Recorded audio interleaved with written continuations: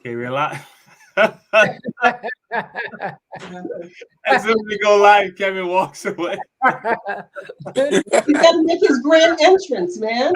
Like, fuck that show. I had to lock my dog out. All right, here we go. Well, there is a showdown here on Capitol Hill over voting rights legislation. The Democrats wanted to get passed. Well, guess what? They don't have the votes because no Republicans support it. Here's Senate Minority Leader Mitch McConnell delivering his response directly to the president. The president's rant yesterday was incoherent, incorrect, and beneath his office. The president shouting that 52 senators and millions of Americans are racist unless he gets whatever he wants is proving exactly why the framers built the Senate to check his power.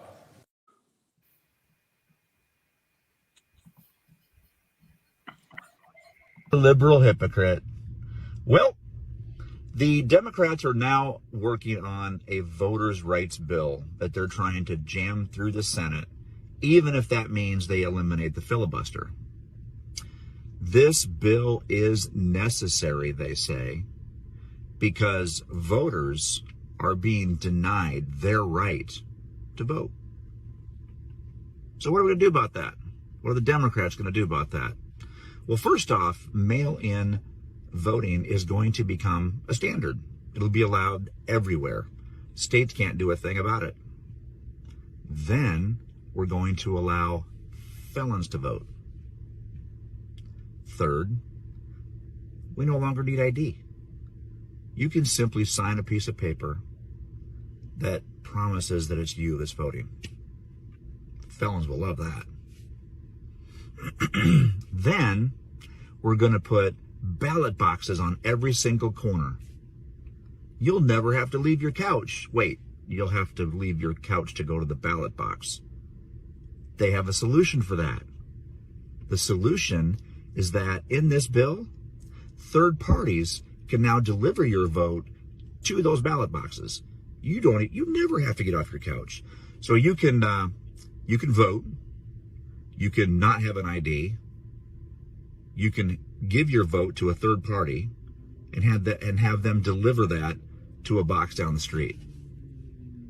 I mean, there's never going to be any fraud in this at all. Why are we doing this?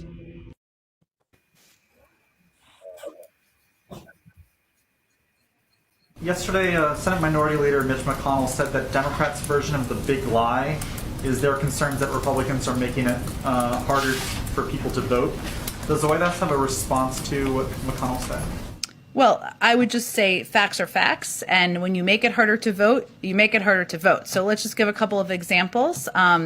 Michigan Republicans have been replacing members of county boards of canvassers who voted to certify the 2020 election results and are replacing them in some cases with individuals who ascribe to the big lie. Georgia passed a law that allows the state legislature to control the state election board and in turn allows the state elections board to remove local election officials who manage the voting and counting process. Texas passed a law that makes it easier for partisan poll watchers to hover around people while they vote and intimidate them. Montana passed a law that repeals same-day voter registration, makes it harder for people to vote by mail. And Republicans in Arizona, Pennsylvania, and Wisconsin have been pursuing purported audits of the 2020 election, something that's been thrown out of 80 courts in service of the big lie. So if that is not making it more difficult to vote, I don't know what is, but maybe Mr. McConnell has a different definition of that. Go ahead.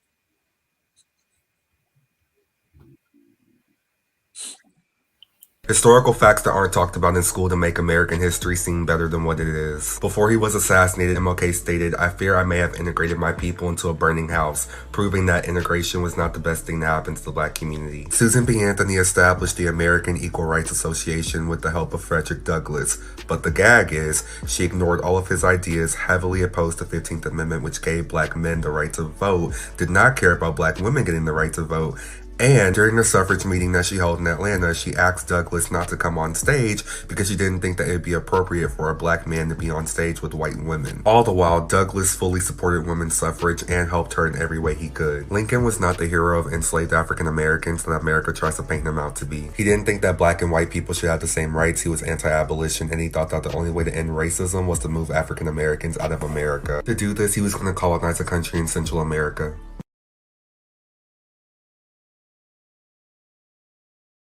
Back in the day when they started this new world, they decided it should be ruled by the people.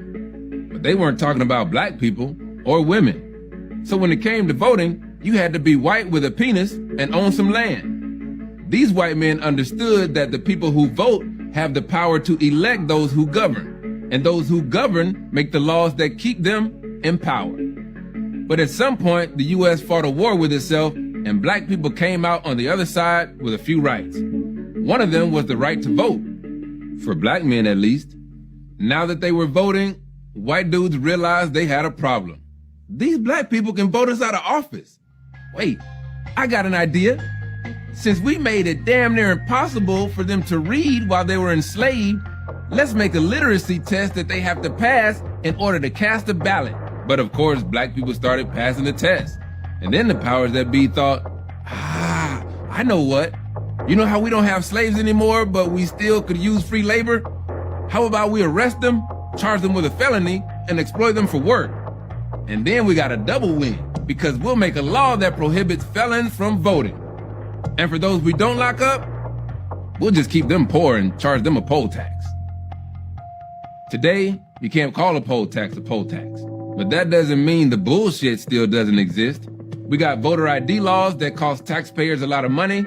They mainly hurt black and brown people and reduce voter turnout. And we still got felon voting laws, even though a couple of years ago, the people of Florida decided it was time for former felons to be able to vote. But Republicans were like, nah, that's gonna f our numbers up. So they threw another roadblock. Felons today have to pay all of their court fees before they can get in the booth. So if you don't have a few $1,000 laying around, no vote for you, buddy. And look at this nonsense. You see this jigsaw piece that doesn't look like it fits anywhere? It's a district map that manipulates the vote by putting power all in one place. You see, all this slickery trickery, it's about power. And the voters give power to who they elect. And those they elect want to keep this power. So they do their damnedest to control who votes. So when they say your vote is your power, they ain't lying. The tactics just keep coming. In Texas, they only have one ballot drop box per county. Do you know how big the counties are in Texas? In Georgia, people are waiting in line for more than 10 hours to vote, as if they're giving away iPhone 22. In California, they're burning ballots with fire. And voters in Florida, they're getting threatening emails trying to punk them into not voting, saying, vote Trump or else. Or else what? You know, this is some sneaky shit that's happening right in front of our faces. Now here's a song Kevin loves so much.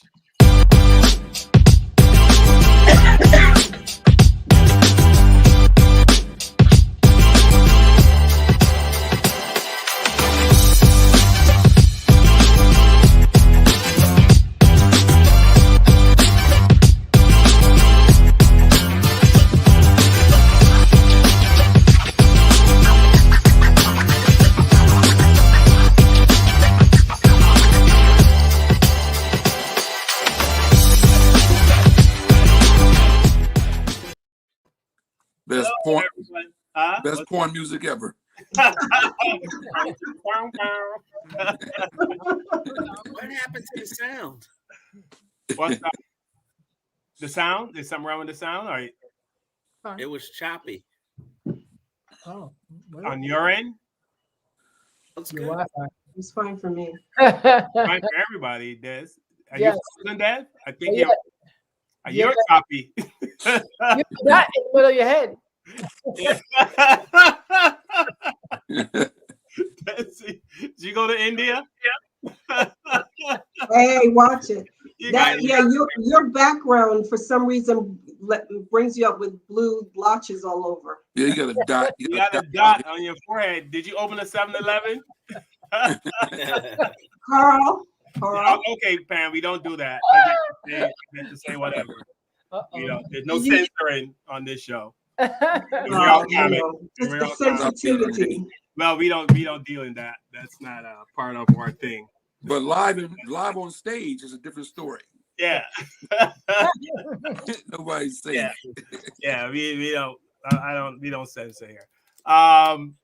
So welcome everyone to our second Wednesday of the new year. Our new time, Wednesdays 8 p.m. I hope everyone can join us. Remember to like and share. Like us on YouTube. Share. Keep the likes up to get our algorithms going. We've been on a roll. We want to keep that roll going. And please check out our newest friend. Yes. And our man we love so much, the Information Man on YouTube. Thank you so much for everything you have done and plan on doing for us. We truly appreciate it. So if you like our show, please check out the Information Man. Go to YouTube, search the Information Man, and you will also love this show. And if there's any other Black people out there that with content similar to ours, let's all link up and let's all help each other make it to the top. With that said, today, I mean, this is something that I think enough Black people are not paying attention to. I'm not sure why this doesn't get the attention of like a Cardi B or Megan Thee Stallion, you know what I mean, or anything entertainment or sports, but it's been drawn to our attention that the Republicans are trying to, I don't even know how or why they're trying to do this, but it's been going on forever. I'm sure it's been going on before I even got to this country, but they're trying to pretty much stop Black people from voting. To put it bluntly, we don't pull any punches on this show. It is what it is, and there's lots of facts pointing to that. So here's we've all heard about the voting rights bill that they're trying to pass. So this is what I found out. So the Democrats want polls to open earlier, if possible. They want polls to open later, so more people can vote. They want more polling stations in different neighborhoods, so it make it easier for people to vote. Democrats also want ex-felons to vote, as we saw in the video, one of the videos I just showed. A lot of people have a problem with ex-felons voting. I'm not sure why that is. I don't see why. Just because you go to jail, you can't vote.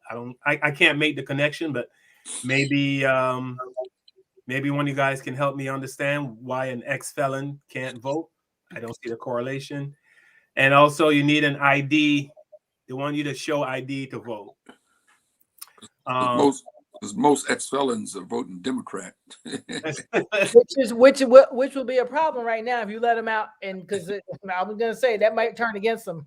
Yeah, I know some that now are voting Republican, so that might turn against them. I don't know. Yeah, but they're assuming that most felons are Democrats. Why? Because they're Black, and they shouldn't assume that. And if they lock up everyone from the Trump regime, most of the felons will be ex-MAGAs. That's coming. And here's something they did in New York. They allow people with green cards can now vote, not in federal elections, but in state elections. Wait, what? That's always been. I don't like that. Yeah, but now that's interesting. That's very interesting. Because that's always been though. Because most of the other people will vote Republican. Most of the, believe it or not, I know it sounds crazy, but they seem to be going. A lot of Latinos vote Republican. I have a friend that told me I'm not voting for Trump. He was a big Trumpster. We're not friends. Well, Latinos for Trump was a big movement, but a lot of Latinos also have business. This is an opportunity. A lot of them have businesses, right? They own a lot of landscaping businesses, etc. So they're getting tax benefits that people think they're not broke. Nope, they're doing better than we are. A lot of Latino people are making some cash, man. Yep. So. But I have a question. Basically, don't Latinos identify as white? Yes, they do. Exactly. They definitely ain't time for them with us. And as a matter of fact, I keep getting in an argument with my neighbor over some things, and I heard him call somebody the N-word, and I was like, "Oh, when did you get here?" and I had to go there with him because he was literally calling someone the N-word in my building. I was like, did he talk the N-word? Wait a minute, how did this happen? But this is what I'm saying. There's a reason why that they're letting that happen, because if you come here, right? If you come here with 5 cents and you build a dream and you make $1 million business and you were able to get here, you came illegally, but now you're legally. Of course, this is the great dream. Of course, this is the best thing that ever happened. Of course, I'm going to vote Republican because you really helped me get to my top. It makes sense to me. But for us, I think a lot of, if you want to say, a lot of these people have success because of the blood that was, sacrifices spilled by Black people. The John Lewis's of the world, the Dr. Kings, and all the others players from the civil rights movements and so forth, Mega Everest and all these people that, went out in the streets and got their head busted and dogs sick on them and water hose and billy clubs and beat and harassed by the KKK and killed by the KKK and everything else that went on. They made it possible for these groups to come over here and have, the reign that they have. And, they do vote Republican for some reason, which is weird because they are able to be here because of the blood of the Democrats, from the 60s that, made it possible for us. I think you have to look on a socio-economic level more so than just, if they're Latino, because, like you said, those people who own businesses and things like that feel as though it's beneficial for them to vote Republican. But there are a lot of people who are not business owners who are in some kind of a Latina or Latinx demographic that don't feel that way. So it's just like us. We're not monoliths. There's a divide. And yeah, you're right. Especially in Texas, I know Texas had a very strong Republican Latinx population. But if I'm not mistaken, around Trump era with all the stuff that he was going through, there are a lot of people who also shifted. That's why some of those red districts turn purple, if not blue. Interesting. Yeah, we just got a comment here from someone on YouTube. Blessed Glasgow. I hope I'm saying it right.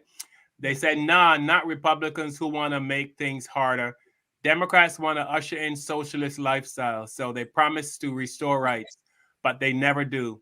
Yep. They take Black people resources and give them to immigrants. Exactly. Thank you. Well said. Well said. And we're not hating. That's the thing. We're not hating as African Americans. We're not hating those that benefit from whatever they're getting. What we're saying is who we're hating on is the people doing the giving, like Biden giving everybody reparations but us. It's not that you got it.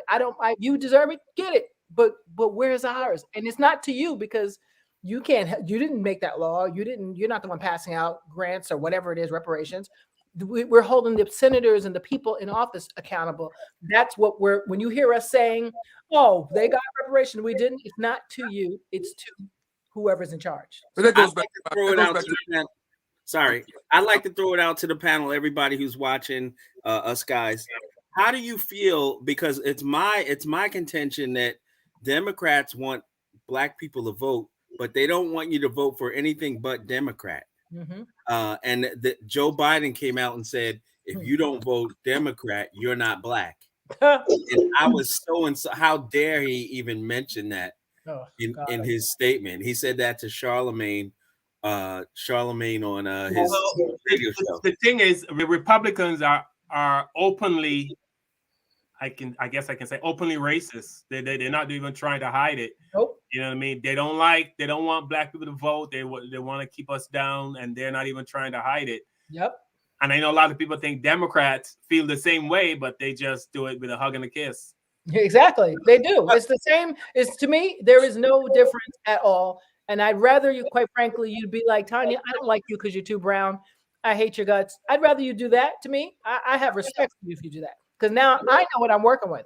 I don't know what I'm working with. You tell me, oh, yes, we're going to give you this. We're going to do that for you. And if you vote for me, they come to the church. They come to the Black churches. Yes, vote for this person. They're going to help the community. And then you go somewhere like Chicago and see they still ain't got, some places ain't even got good schools, no food, no real food stores. Like, how'd this happen? Yeah. So what was your question, Des? I'm sorry. Yes, I wanted to ask you guys. Let's ask one at a time. How do you feel about the Democrats saying we want black votes, but they get upset if you are not voting Democratic? We got a lot of backlash when we said that the Republicans don't want us. The Democrats only want us if we vote for them.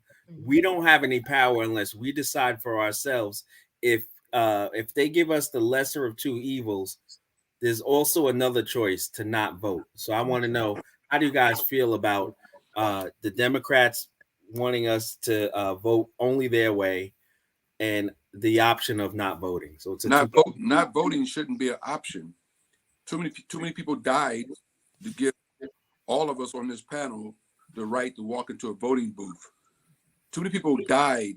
I mean, were killed, hung, lynched, beat, whatever way you want to put it. They were murdered by people who don't want anybody on this panel, anybody watching that's black or brown to vote.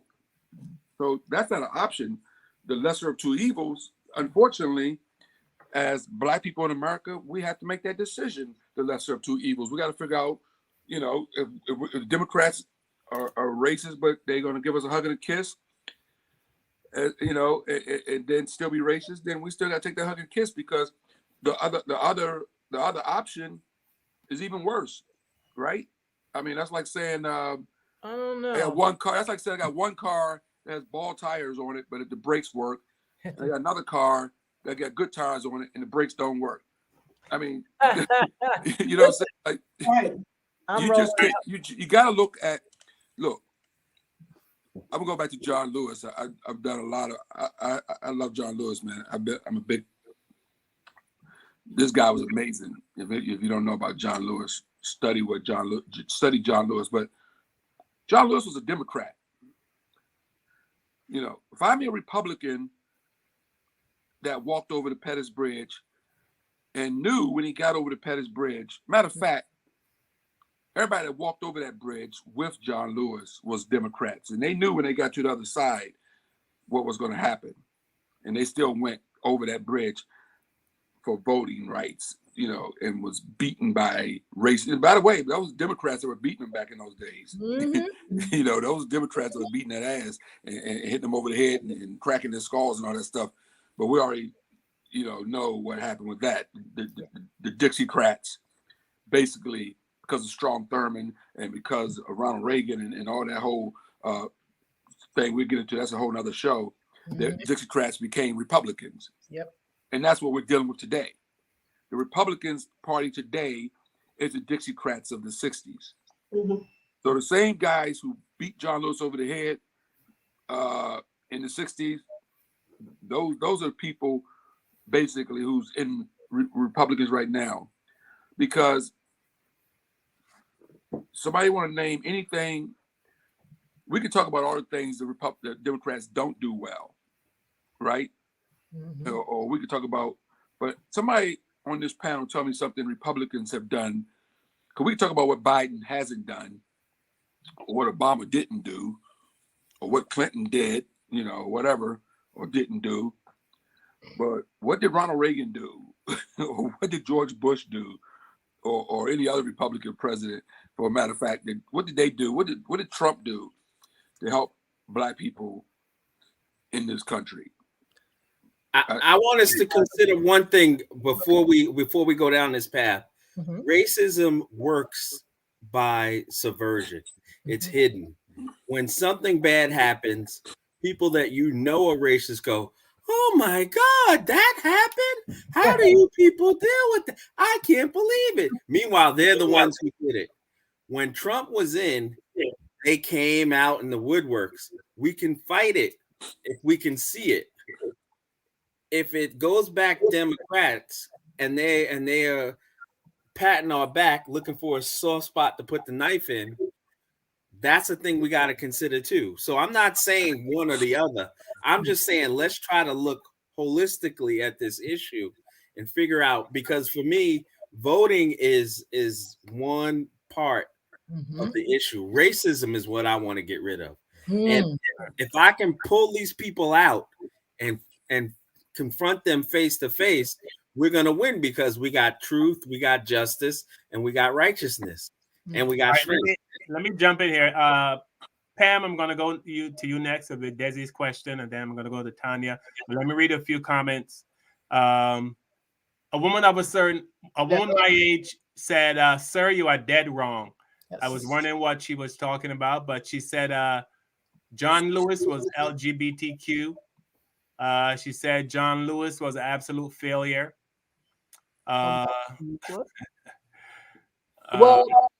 okay, I'll piggyback off that later. Yeah, John Lewis was an absolute failure in Congress. Sorry, she said, but I can't speak on that. I don't know if anyone else on the panel can, but Yes, I can. I would just say you bet. Absolute failure.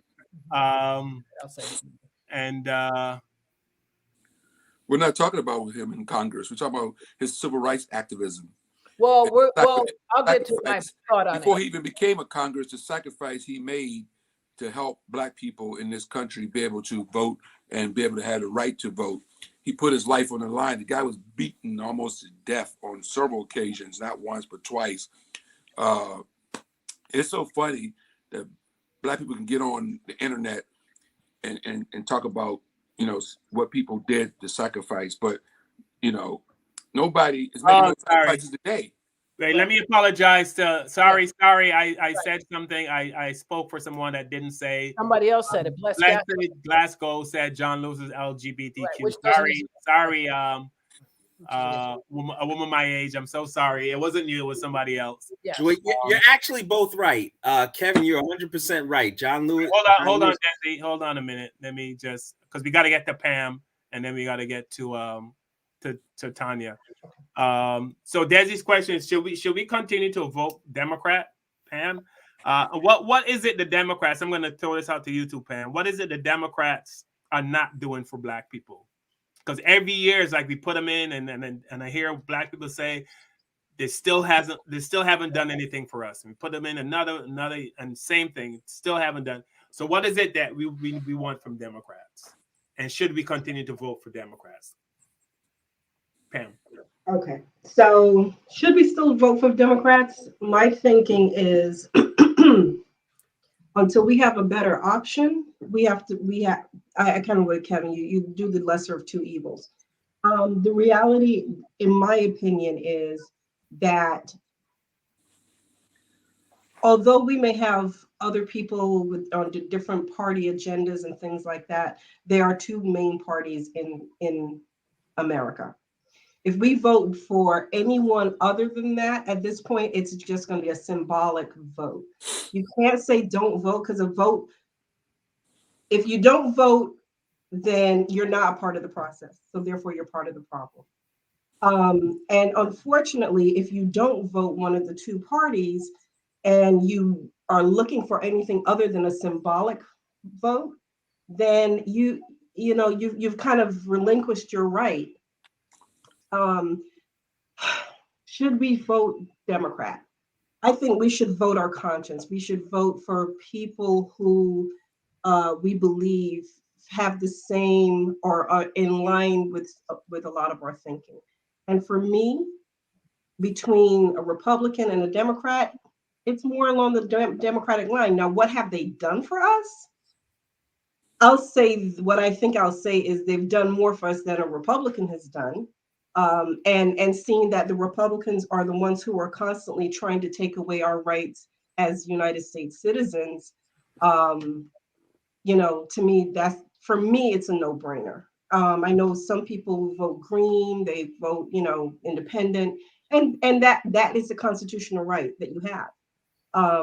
But it's frustrating because as much as we scream and holler, and like you said, first of all, I want Black churches to stop inviting these damn politicians to church. So when they talk, because they only come around election time. Yep. Very few of them come into our churches otherwise. Nope. None of them come into the churches other than. So they need to stop the BS. Yes. And be honest about it. You're whoring for a vote. Yep. That's And exactly what happens. and here's the problem. I mean, okay, you talk a good game, but then you don't do like the Republicans do. The Republicans tell you what they want to do, and they go ahead and do it. And they don't give a damn if we call them liars, thieves, mongrels. They don't give a hoot. They push forward their agenda. And I just broke my phone as I'm talking about this. They push forward their agenda and they don't give a hoot. And I think at some point, Democrats have to stop all this kumbaya BS if they really are sincere about this, and especially something like the voter rights bill, where that is a matter of your democracy, holding down your democracy.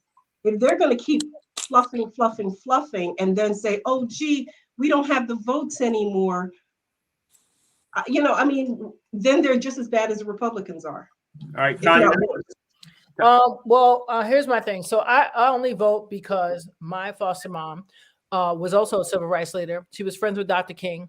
She lost part of her vision because of a Molotov cocktail being thrown through one of the buses in one of the sit-ins. So that's the only reason why I vote at this stage in the game, because quite frankly, it's been a mess for years. My problem is this, and this may be what what's her name? Let's see if I can see her name. I can't see her name. Blessed, no, not Blessed. The lady that said something about John Lewis. What I think she's referring to. A woman my age. Yes, thank you, woman my age. Thank you. I totally get your point, because Biden, along with many other people that are in the Senate right now, have been in for thousands of years. Now, when they came in, yes, maybe they were, gun ho, let's get it done. Boom, boom, boom. John Lewis, let's get it done. But at some point, and this is just my opinion, just my thought, at some point, they got bought out. And it was like, just do all this part and we'll give you this if you just shut up about all that. And it's obvious to me, because the same thing happens over and over every year. And we're promised this, we're promised that. And then they give you little nuggets here and there. Oh, you can have a little bit of this and a little bit of that, but that's it. You're not getting any more. So for me, I'm at the point where I don't even want to vote, but I only do it, Des. I only do it because my mother and I had extensive conversations about this. And she was like, do you know what we went through so that you could go and write and say, I want to vote or I don't want to vote? And I understand that. So that's the only reason why I do it, out of respect for my ancestors, my mom, and other people who gave, like you said, Kevin, gave their life, literally. So it's hard because everyone's lying to us. No one really cares. And I'm shameful that not one person has band together, or group has band together. We're Sharpton and all those people talking all that stuff. Why haven't they all gotten together? The lawyers, all the big fancy lawyers. Why haven't they got together and saying, enough of this crap? We're going to the top of the top, and we're going to change this thing for once and for all. This is going to. Where are they? How are they going to do it? They're not in part of the legislative body. No, but I'm saying putting pressure on. Somebody's going to do something. If we just sit around and be like, oh, we don't care, like, who cares? Which is what we're doing. I don't think that's necessarily so. I think they are organizations doing that. I think the problem is that corporate monies are in it. And when corporate money is in it, but just because you don't hear about it doesn't mean it's not happening. Well, it's not happening to a higher effect. It's not effective. What I'm saying is, if there's enough media pressure, if they see like all the people that was out protesting for BLM and this and that and CCOG and all other protests we've had, if those numbers were to be doing the same thing for like, you're not taking our rights, this is not going down, and we're changing things, trust me, somebody's going to be listening. They're not listening because nobody cares. I'll tell you why it's not happening. Because we are comfortable. Yes, there it is. That's it, right there. Let me tell you something. We're comfortable. That's it. We're comfortable. We got the houses, we got nice cars, nice jobs, nice income, college education. No, we're comfortable. We're comfortable with what little we have, what little they allowed us to have. Exactly. We're still comfortable with that. Yeah, we're comfortable with that.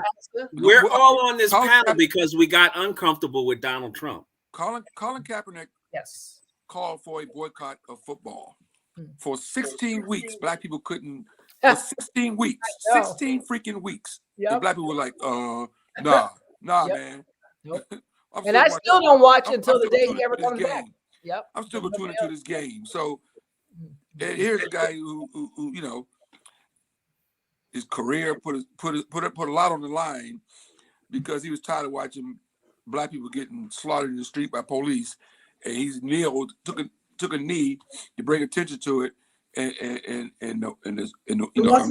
not saying he's hurting for money right now. The guy's made a lot of money. Well, he made a good documentary too. But it was a great documentary. But I'm just saying, he put a lot on the line to try to bring attention and help a situation.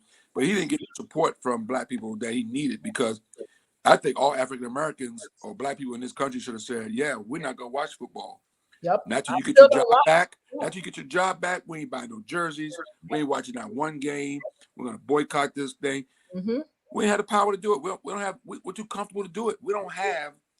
We don't have what. To stay in power. Point I'm trying to make to the viewer that's watching our show. Nobody has what the guts that John Lewis had to go and get busted in the head. It's easy to sit on the computer on YouTube on a nice comfortable couch and point fingers at somebody that got busted in the head and knew he was gonna get busted in the head, but he was trying to do something right for Black people. Because he said go for good trouble. Yeah, he knew when he went over that bridge what was waiting for him on the other side, and he still went. So for us to sit here in 2022 in our comfortable, warm house and say he didn't do enough is bullshit. It's not she's saying enough. I understand when she says, because not just him. There's a lot of people that have been in there for like 20 years. It's like nothing's done since 20 years. Really? Only 20, I don't believe that 30 we years. haven't got things done in 20 years. No, things have been done, but I don't consider it 20 years. We haven't got things done in 20 years, and that goes back to one of our previous shows about personal responsibility. Also, so a lot of it is on us too. It's not just, we just can't sit around and wait on Congress to make Black people successful or make Black people, a lot of it's on us. I think when the Supreme Court decided. Let me read this comment, Pam, because it's referring to, I think you're referring to what you said, Kev. Bottom Up TV, what's up, brother? From YouTube said Kaepernick was lame, never said anything after that, and still accepted a huge check from NFL. So I think he's referring to what? That was a blessing for him to get out of the NFL, by the way. He's not going to have a Let's talk about voting rights. Let's talk about that. Yeah, because we're way off. We're way off topic. Can I just ask one question though about a previous comment? What was this LGBTQ? What was that comment? Like John Lewis did a sit down in Congress and he did a 24 or 48 hour filibuster when the shooting happened in Orlando to get LGBTQ rights. The criticism that John Lewis is facing is that he would do all of that for LGBTQ rights, and he has not done anything like that for his base, which Black people. He has not done. He hasn't said a word. He said more about immigrants. He said more about LGBTQ than he has done for Black people. So I think that Kevin is 100% right, because he did put his life on the line. He did face death in order to help. We have to be real careful about what we say about certain people and what they've done and what they haven't done, because a lot of it is what has the media covered. We don't, you know what I'm saying? Because we know that he was a civil rights leader for all of his time in Congress.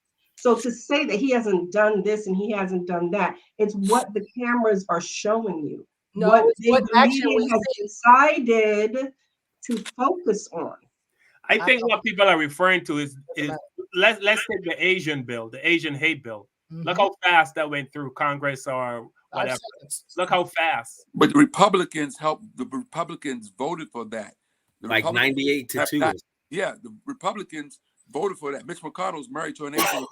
Of course, the Republicans didn't vote for the John Lewis voting act. They didn't vote for, the Republicans didn't vote for the reason John Lewis bill is not passed because the Republicans won't vote for it. The reason George Floyd bill is not passed because the Republicans won't vote for it. The reason there's no voting rights bill right now is because we got two Dixiecrat ass Democrats that's hiding in our party.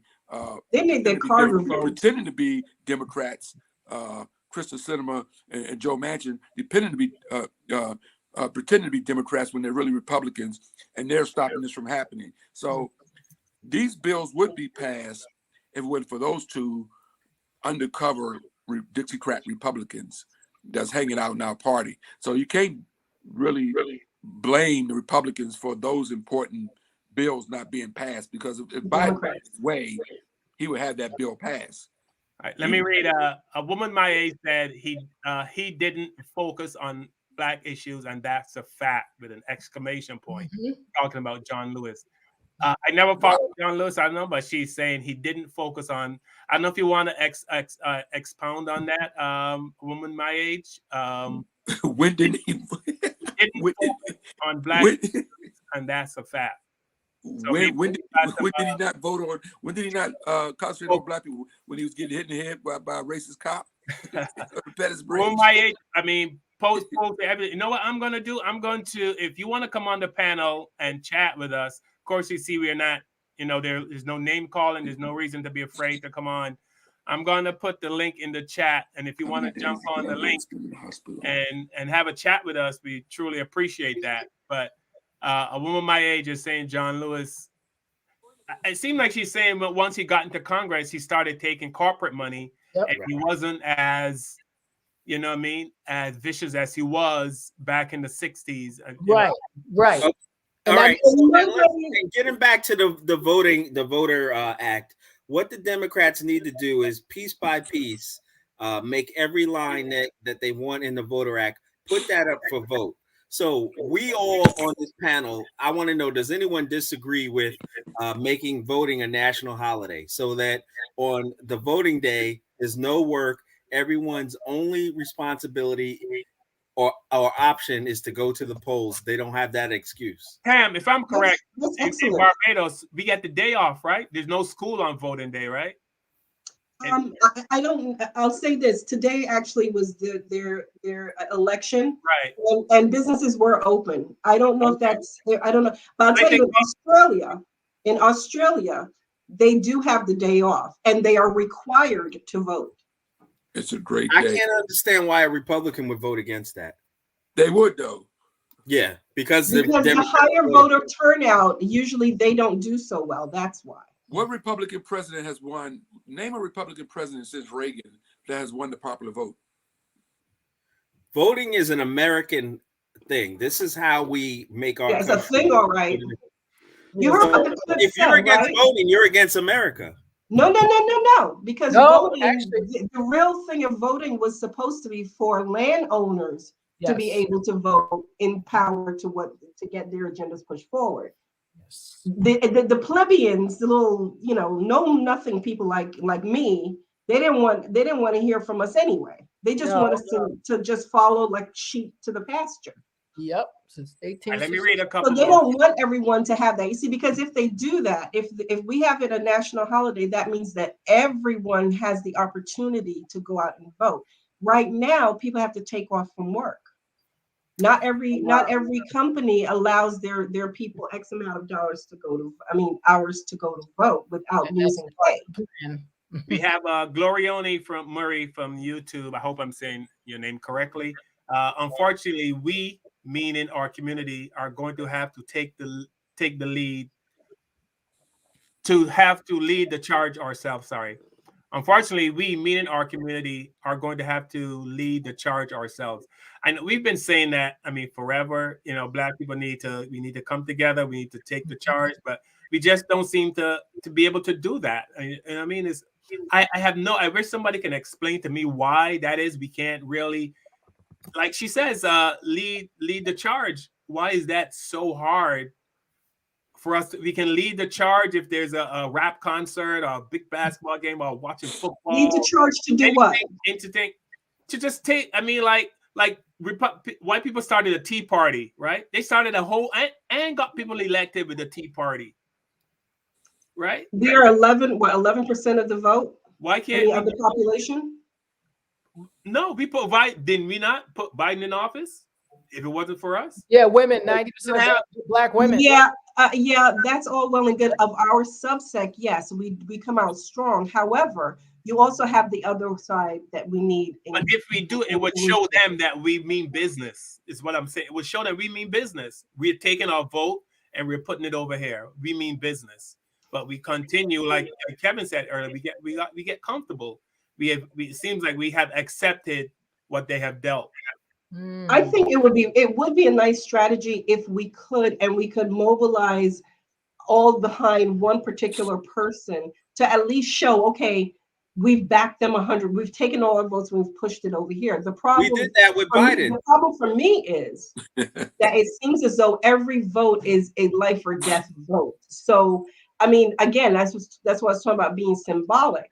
We could do that symbolically, but for me, at least in my recent older years, it seems as though every vote has been a life and death thing where I wasn't willing to take that plunge. And I'll be quite honest with you. When Barack Obama first came on the scene as a presidential nominee, I was like, he ain't never getting in. They're gonna kill that man before he even get in here. I'm not even bothering. It was only until he got the primary that I was like, okay, cool. Yeah. I'm surprised because I really didn't think it was gonna happen. Bottom Up TV says because Black people are just too concerned about just fitting in. We just want to fit in. It's not about fitting in. What do you mean with the vote?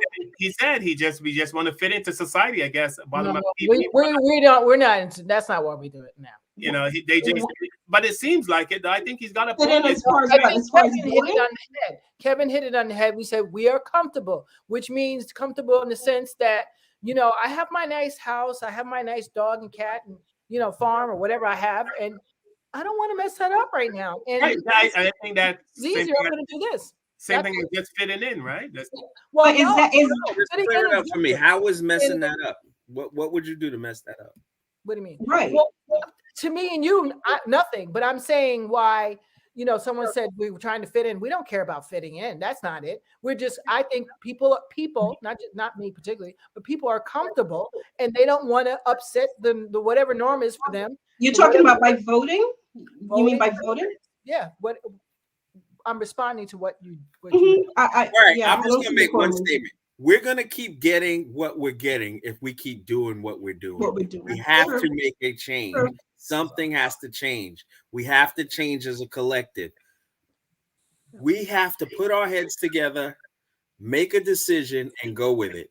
But Desi, I mean, we've said this on this show over and over and over. We've seen it on TV. We've seen it on all these YouTube channels. Black people need to come together.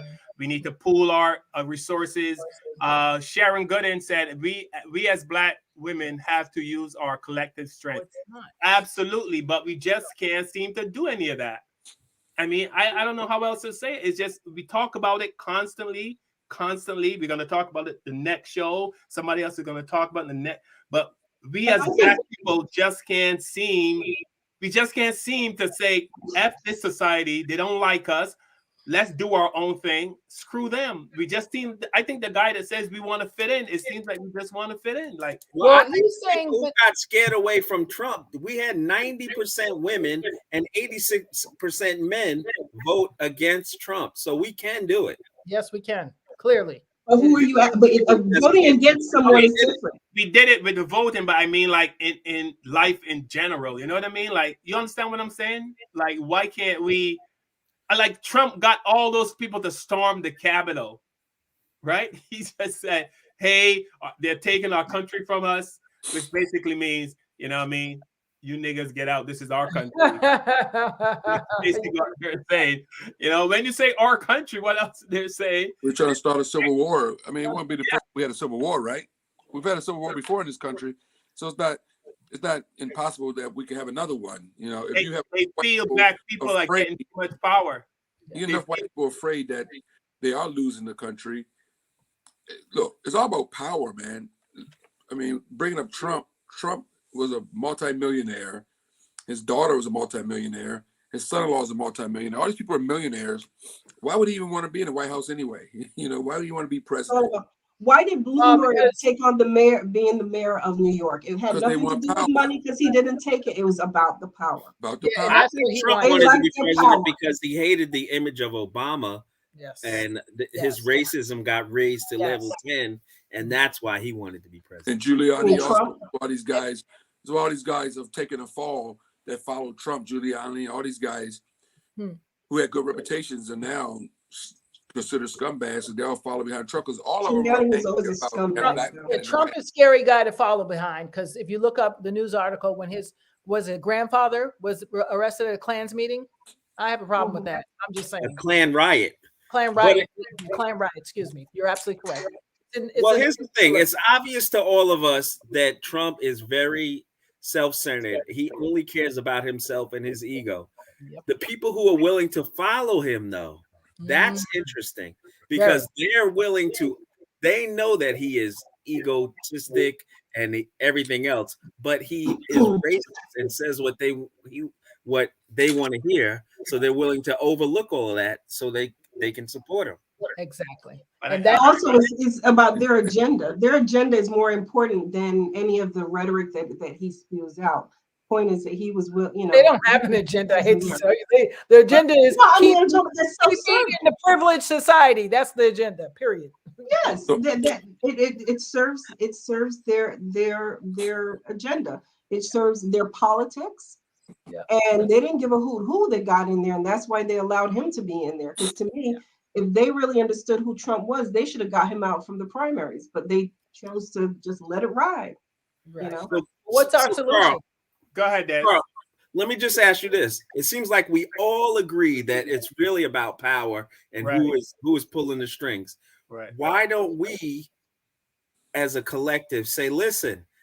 As much as we might disagree, this is about power. This is about us taking control.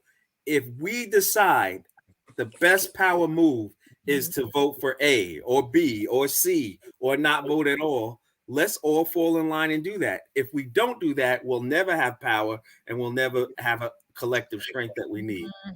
What we need is a think tank. We need, which is what I said when on the Information Man show, that black people have money, but we have no real power. And I still say we do, but we just not using it. But and I'll tell you why. How did we get Biden in office? 90,000 or what? 90,000, however many women, black women said, you know what, we're going to get together and we're going to do this, and they did it, and it was done. That's if power. we did have power, we wouldn't be so disrespected, though. They would listen to us. Well, let me ask you this: Is it petty of me that every time you say 90% of black women and you neglect that 87, 88% of black men voted also? It seems to me you're dividing us. Yes, sorry. I meant to correct it, but I didn't. So thank you for correcting me on that. To women go the power, to women go the glory, but we work together. This is a black people thing. It's not a man or woman thing. Absolutely. Okay, let me. Sharon Gooden on YouTube said, she says we have to use our power. So to get back to what you said, Tanya, that we do have power. You're correct. We have power, but we just don't use it in the right way. I think just like we have to look at the models that are out there, and there are a lot of think tanks. There are a lot of I forget what they call them. I mean, they could be also super PACs out also. That if maybe that's what we need to do, because with them they come together and they move as one large instrument, right? And they make themselves known. We don't have that collaboration yet. It seemed like we were more together back in the 60s. We weren't comfortable back then. We were. It was a whole different level because we were coming out of slavery and we had to stick together. There was no option. You're going to definitely be done. So that was why. But now that the slavery piece has we still have issues going on, but there's no slavery and no immediate hangings they're hangings, but you know what I mean. No immediate hangings. It's not as much of an urgency, as I say. So that's why Kevin may be walking by now and I may be like, oh, he has on a hat. When in the 1700s or whenever after slavery let go in 1800, whenever, it would have been, oh God, there's a black man. Thank God. Let me go say hi to him. You know what I'm saying? But see, when Trump was in power, we did have to too. We had to, just like when it was segregation or Jim Crow or slavery time. We had to work together. Let's keep that spirit going. All right, so that goes back to my point, Des. I mean, to your point about who we're going to vote for, the lesser evil or the evil, because Trump's probably going to run again unless he's in jail or on his way to judge going to run again. And the same people are going to vote for him again because he's their savior. He's here to save the white man. and that's why the white man loves them so much. I still see, I drive down the street where I live at and still see people on the corner holding up Trump signs. You're like, last week. I'm like, really? A Trump sign? They really on about it. They're not So, playing either. They still on it, man. You know, so so my point is, the lesser of the two evils, we're back at that again. We have to pick one, and then we have to try to hold that one accountable. We got to try to hold the Democrats accountable because we're voting for them. So we do need to figure out a way how to hold them accountable. Now, somehow, we're you know, Krista Sinema and Manchin. What's the other fool's name? Manchin. Yeah, they got Biden by the testicles, man, because he needs those 2 votes to get things done, and they're not having it.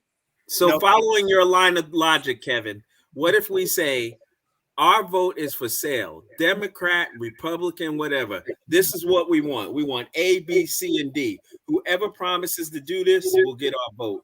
Democrat, Republican. But you see, that's the problem. The promise. What we need is they need to give us the product first. Yes, that's exactly it, Pam.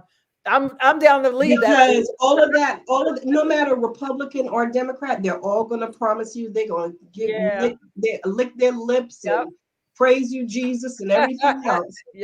Until they get the vote, and then they're like, who? Me? Exactly. If America wanted to prove to me that they're serious, if the Republicans and the Democrat, they would give reparations, no questions asked. Well, I think we need to have a Black Summit before voting time, and everybody gets together. All the shows get together, and we have people come on, and we decide who are we going for, what do we want, and this is what we're going to get before we vote. I agree. I'm down to do it. You know. Keith Weston from YouTube said none of these parties has done anything for Black people, but give us symbolism and word salad. But have we asked for anything? Have we demanded? Forget that. The first thing would be for me would be reparations. That's the first thing I want to see. Because when Biden was going up against Trump, a lot of people, we were so scared away from Trump, we didn't care what Biden did. We wanted him out of it. So, that's right. But in hindsight, we have said, what are you going to do for us? Because we asked Kamala Harris, what are you going to do from us? And she said, you think I'm going to do something just for Black people? Oh, no. That's right. What do we need? What are we asking for? What are Black people asking for?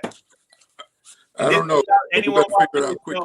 Anyone watching the show, anyone on the panel, what are we asking for? I think and I know I'm going to get pushback with this, but I think that we have to be very careful for what we ask for and how we ask for it. Well, I think there are a lot of things that what? White people ask for stuff all day. They don't care. Thank you. And they're not careful. But guess what, guys? We are not in the majority. They storm the Capitol. Guess what?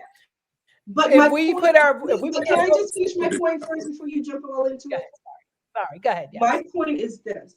There are a lot of things that we can benefit from that are not necessarily a Black thing. We are human beings, and there are a lot of things that affect us that don't necessarily only affect Black people that would do us good. So instead of you have an example? I'm sorry? You have an example? Pay, voting rights. Voting rights is not just about Black people. Well, and I think because I'm sorry. Sorry, it's looking like it. And Pam, listen, it is not only about Black people. All due respect, as they say, but in America, it is not only. My point is, it does not only affect. That's my point. You see, we keep as the way I see it is, we will never have 50% of the folks that are elected. They're not going to look like us, at least not right now. Hopefully in another 20 years, who knows? But my only point with that is it affects it doesn't only affect them. It does not only affect Black people, it affects everyone. And if it were not to be, I feel as though one of the reasons why this doesn't go through is because people always see it as a Black issue. And what is wrong with that? Right. It is a Black issue. It is not only a Black issue. I don't care about who's affected, right? Who's affected right now by these voting rights? They're going after Black people, Pam. Particularly, I get that you want to do the kumbaya thing. You know? I am not talking about kumbaya. I'm not. I'm not saying to change anything that we want. But you I'm just saying that when we frame it that way, right? Them little. Why is it so scary when Black people get together? Thank you. That's what I'm saying. Why, I'm not saying that they're not afraid. I am not saying that they're not intimidated. I'm not saying all of that. I'm saying if you want some shit done, tone down the Blackness. That right. No, not necessarily tone that down, but to show them that it does not only affect us. I don't give a shit how we get it. If we get it by saying this isn't about me, it's about you, then go for it. I want my voter rights, and I want to stop the suppression. Go ahead, that they're doing.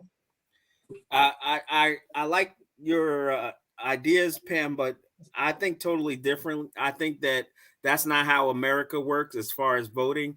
Every group has an agenda and they have things they want to get done. LGBTQ, Haitians, immigrants, Italian Americans, they all have an agenda, and their agendas don't serve everybody. They serve them. We have not pushed an agenda to serve us, and that is why we are not getting anything to help us. Our savior, Obama, we were so happy to have him, we forgot to ask, what is he going to do for us?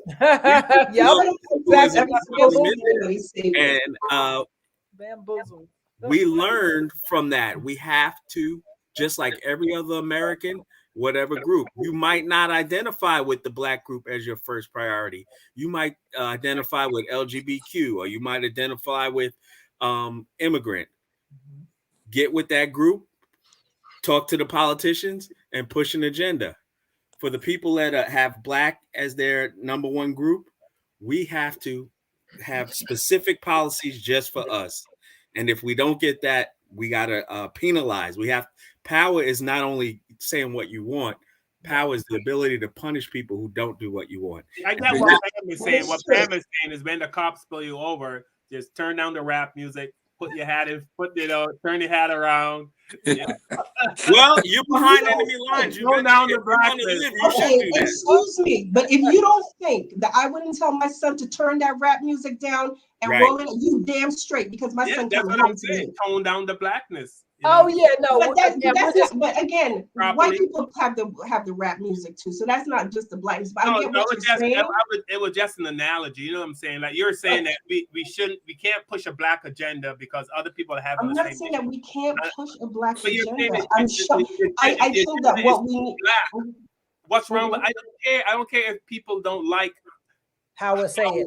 How we say it. I don't care. Yeah, it's like, oh, excuse me, can we put this in a bow and make it look pretty and bring it before thee? I know it's gonna be.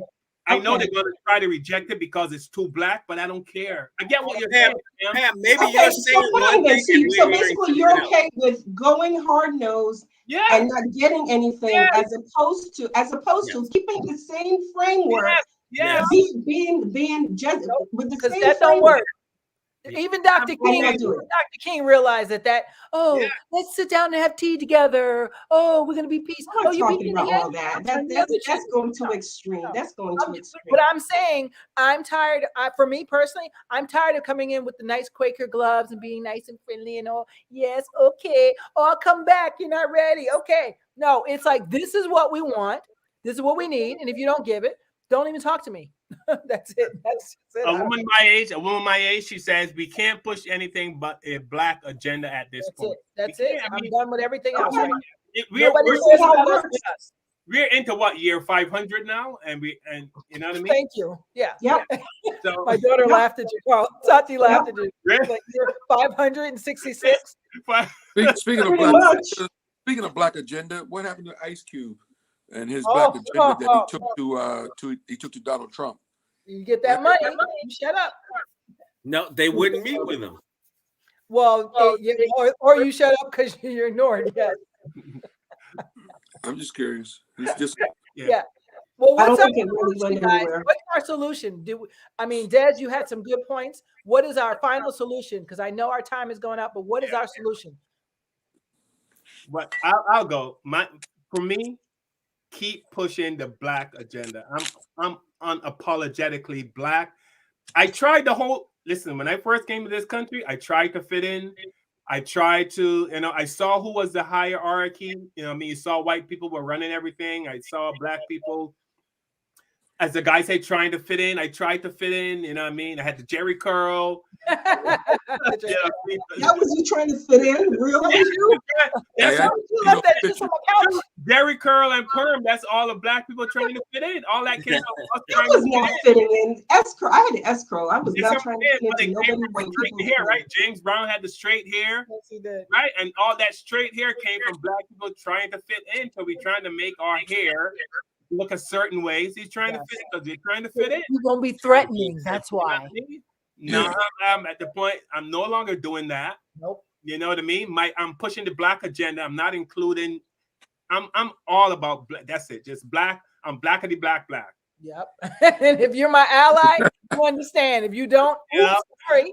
But I know, Pam. I know what you're saying. I know that white people want us to like. What's the name was America? White people dating Dwayne Wade. She was on America's Got Talent. Gabrielle Union. Gabrielle Union was America's Got Talent. She had cornrows in her hair for one of the shows. Yes. They told her it's too Black. Yes. And they fired her. Yes. Because she sued. Because of her hair, because she wore cornrows. And that's why I wear them. I'm a student of Neely Fuller. One of Neely Fuller's main rules about justice is no one being mistreated, and those who need help the most get it. Black people need help the most. Black people need to get on page and demand the help that we need because we built the country. That's right. We made the wealth that made everything possible. Right. It's time that we get paid. It's time that we have our own agenda and get our needs attended to. Not anytime in the future. We need it now. Yeah. All right. Tanya? Yeah. I mean, Des had really good solutions too. But I really seriously think that there needs, I'm not even kidding, a minority summit, we'll call it. I don't know if that sounds better.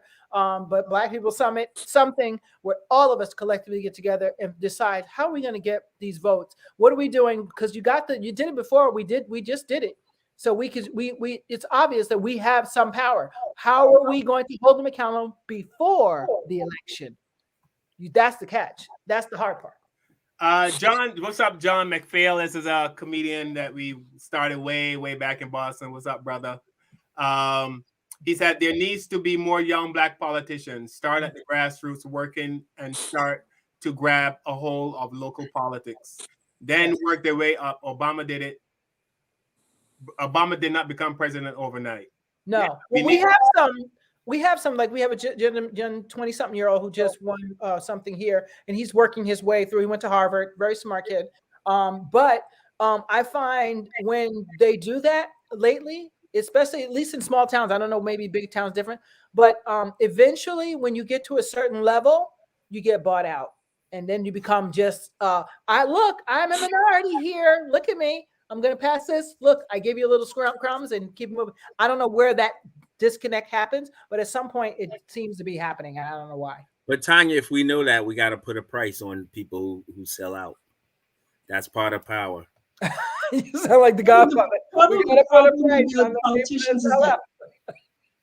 Part of the problem with politicians is the fact that they need so much money in order to compete.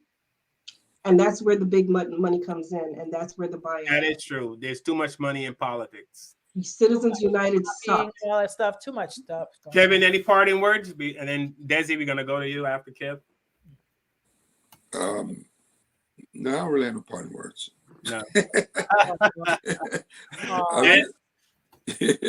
Well, I gave my parting words. I said, Black first, we got to have an agenda. We are the people who need help the most. We are the people who contributed the most.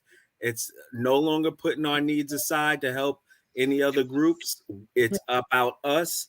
And if it's not about us, we are exercising our ability to penalize those who don't help us. Period. That's it. I'm with you, Des. And yeah, a woman of my age, she's saying some. she's on point. Obama was a plant. He was. You don't have to apologize. Woman of my age. She's on point. She knows.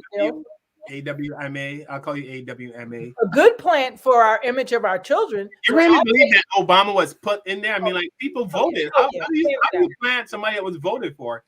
It's complicated, but all I can tell you is this: it's not. Well, who planted them? That's what I want to know. Well, I'm not going to go into it. All I can tell you is this: it was still great for us because my child and a white child can look and see a black man in office and not be like, oh, instead. That's a whole separate show. That's not part of the solution. Then that's my question: who planted him? The Republicans or the Democrats?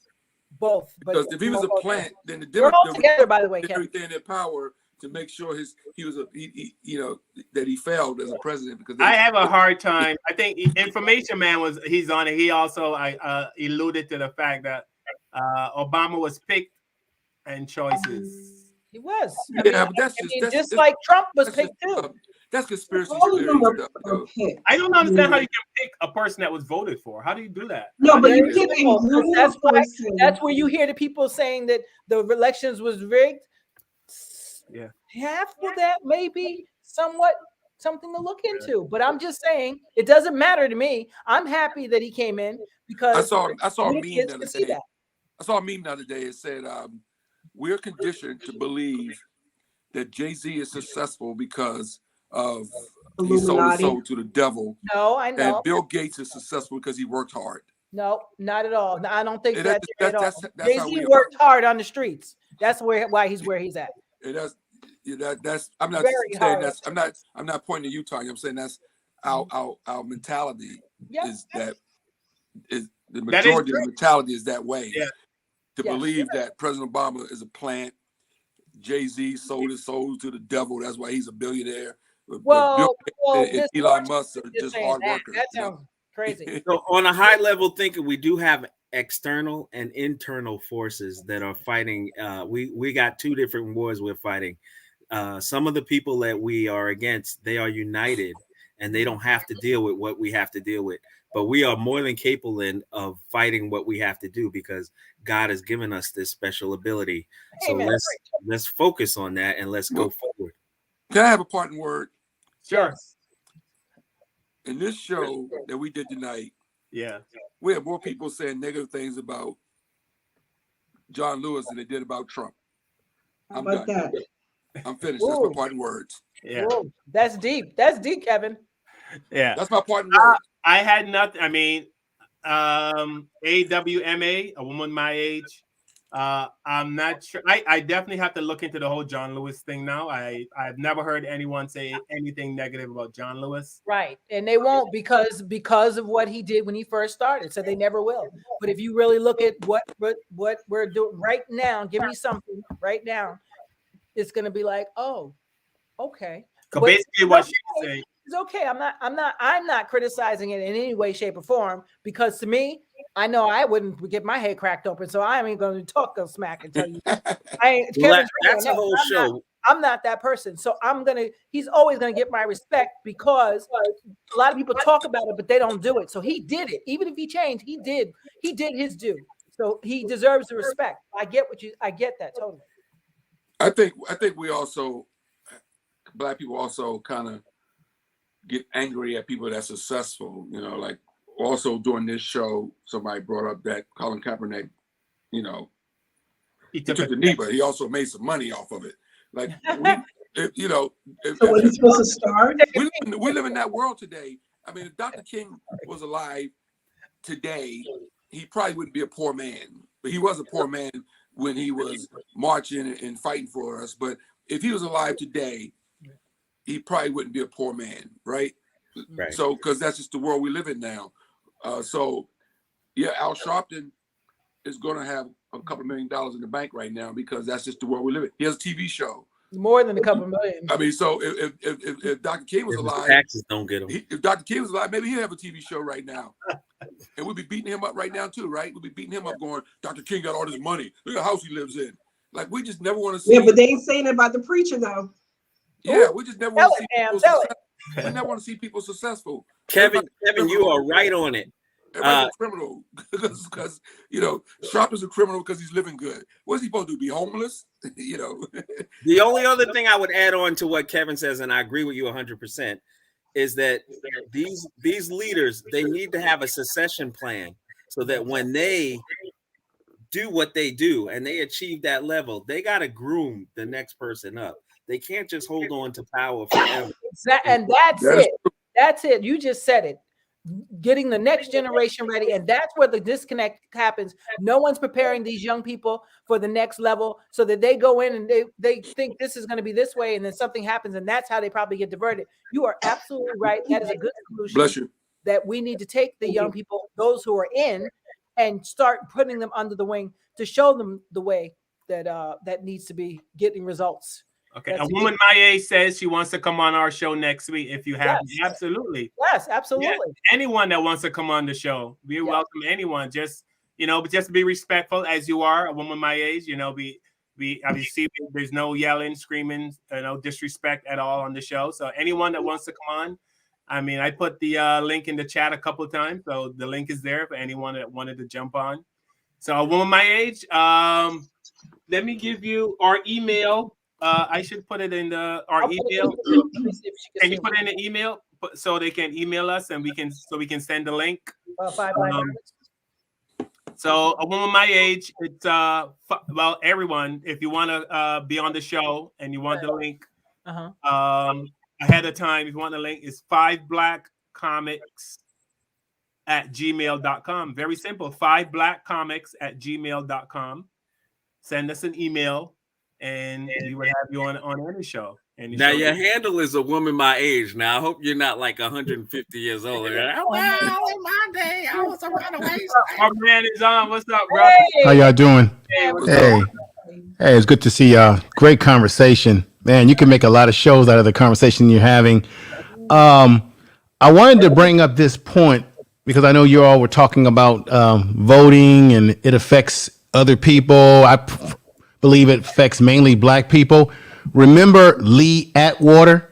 Yeah. Brother Lee, Joe Madison talks about this all the time. It's called the Southern strategy, where you don't say the word, you don't say the N word anymore, but you do things and you strategize so that it may hurt a little bit of white people because white supremacists, they don't mind the collateral damage of some of their people as long as it still hurts black people. So this whole voting thing always started back with that Southern strategy. And if you notice, no one was talking about voter ID until after Obama got elected, and because a lot of college kids were able to vote and black people got galvanized and there were white people that voted as well. And as soon as that happened, what did they do? They tried to stop people from voting that were going to college. So if you had a college ID, you couldn't use that, but someone with a hunting license could use that. That was all a strategy plan to hurt particularly the black vote. It hurt a lot of the HBCU schools, the Morehouses, Spelmans. They were targeted. So anyone that thinks that this doesn't impact black people in particularly targeting us, they've been targeting us for they already know that we're the vote that puts the Democrats over the top. So Republicans know that they lose when voter turnout is high, they win if it's low. And look what happened to Biden. The reason why Biden won is because you had black folks that turned out. It's other people too, but black people put him over the top in Atlanta, Georgia. Black people put him over the top in Wisconsin and Philadelphia. And those were all the areas that Trump and his people were most concerned about there being funny business in areas like Milwaukee, Wisconsin, where there was large black turnout. Now it's a problem because black people are now voting. So don't be fooled by, well, it's affecting other ethnic groups. They're targeting us. Nobody votes the way black people vote if we're going to call ourselves these people of color. If you go back and look at the statistical numbers, every other ethnic group splits their votes across. Black people are the only ones that vote loyally to the Democratic Party, and we're still the main ones that put them over the top than any other ethnic group. So you can't say that they don't do targeting us. Remember another issue. There was an investigation about how they look at names. So if you got a name like James Brown, what was it called? There's a name for it. Your name is, if you have any black sounding name that they could identify with being a black person, they would take you off the voters roll. So you would go to vote and your name is gone. Right. It was called cross-checking, some kind of cross-checking program, and they were targeting black people. They wasn't looking for Asians and Russians and Italians and Hispanics or Latinos. No, they were looking for black people's names primarily. Well, I just want to let me clarify. When I said what I said, it was not because I didn't believe all of that stuff. I didn't know all that. My point was, unfortunately, we have a majority of people who do not look like us.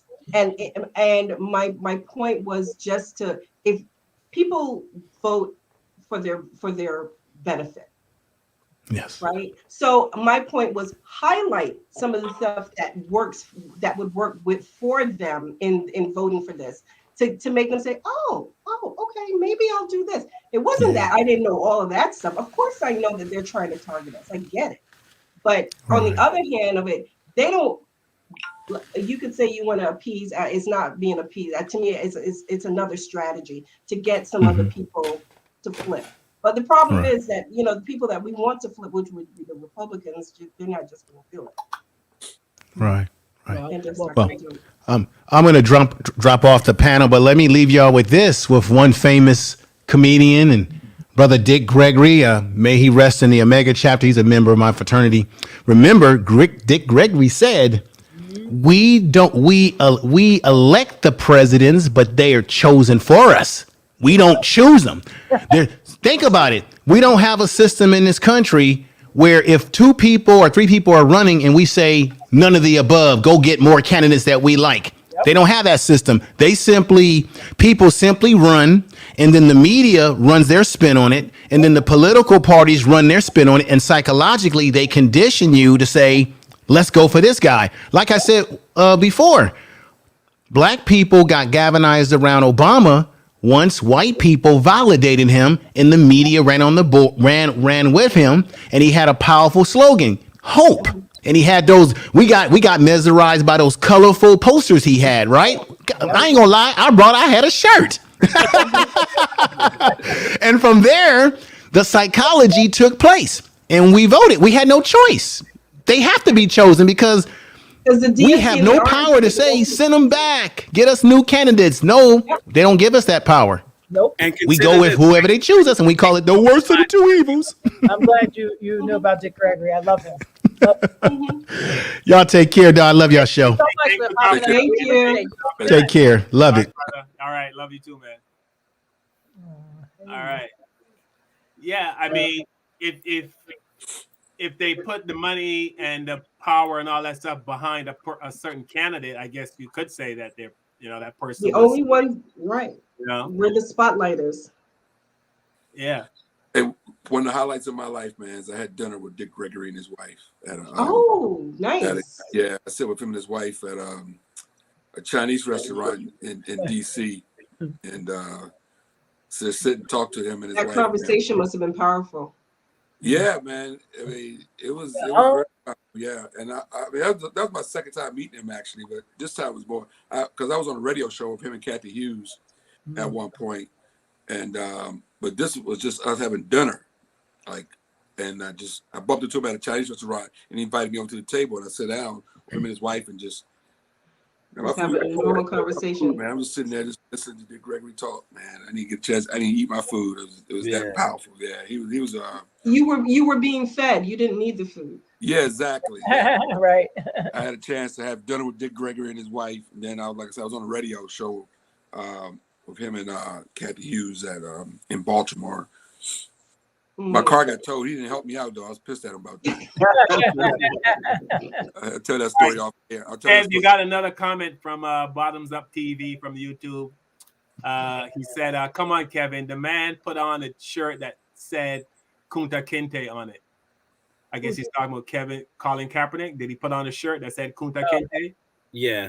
Yeah, because it's like it was Yeah, about. I'm not sure where I'm not sure where that's going, but that was that. That was a TV show, wasn't it? I wear that shirt too if I can find it. No, Kunta Kinte is from Roots. I got all sorts of TV shows. I got I'm a t-shirt king. I collect t-shirts. I wish I could find that shirt he had. I would wear it. What's wrong with that? It was a TV show. Kunta Kinte, that's not insulting to anybody, was it? But what's the I'm with you on this, Kev. Information, sorry, not information, man. Bottoms up TV from. I don't understand the problem with Kaepernick getting a check. I mean, like, he protested. They kicked him out because he was protesting for the killing of black people. So they owed him money. So they paid him. I mean, wouldn't anybody take that check? Yes, he should take the check. I don't get that. To be a starving martyr. I'm not arguing. Somebody watching us right now can send us a check to this show right now. We're going to right. Yeah. Yes, we're not gonna go. What? I donated $1 million to the 5 Black Comics. Nah, man. You know, I could see him having a problem if he took a check and then went a 180. Well, you know, he also donates a lot of money, and it might be a tax write-off, but that's none of my business. But he donates a lot of money to help kids out too. Yeah. And the guy gives back. The guy is not a phony. He gives back. But that's my point. We are so hard on black people. Black people are so hard on black people. Why is that? Why are we so hard on each other? We'll find more things wrong with Kaepernick, more things wrong with John Lewis, more things wrong with Al Sharpton or Jesse Jackson. We find all these things wrong with all these people, but we don't bitch about Trump. We don't bitch. I mean, we do, but I'm just saying we just find things wrong with our own people to come on. Same thing. Information Man talks about Joe Madison. I listen to Joe Madison every morning on Urban View Radio. If you got satellite radio, I recommend you start listening to Joe Madison. He says the same thing. You know, you come on my show and say negative things to me, but you don't go on Sean Hannity's show and say negative things to him. You know, we're so conditioned to beat up on each other. Nobody's saying Kaepernick is a saint. Nobody's saying John Lewis is a saint. Dr. King wasn't a saint. God knows. Malcolm wasn't a saint. He was close, but he wasn't a saint. You know what I'm saying? He said you're close. Malcolm was special, man. But I'm just saying. But look. But you're right. I mean, look at the Republican Party. There was that guy in I forgot the state that he was charged with molesting little girls. Yeah, there were a few of them. And he almost won. He almost won. Like, black people didn't desert him. And what about the one Trump was going to have build the wall that was a pedophile? No matter how bad Trump is, not good. People still going to vote for him. We made one mistake, but Obama made 10 mistakes out of 50, and they'll ride him until he's put in the ground. You know what I'm saying? Because he wasn't perfect. Well, what president was perfect out of the 54, 53 we've had? Name one that was perfect.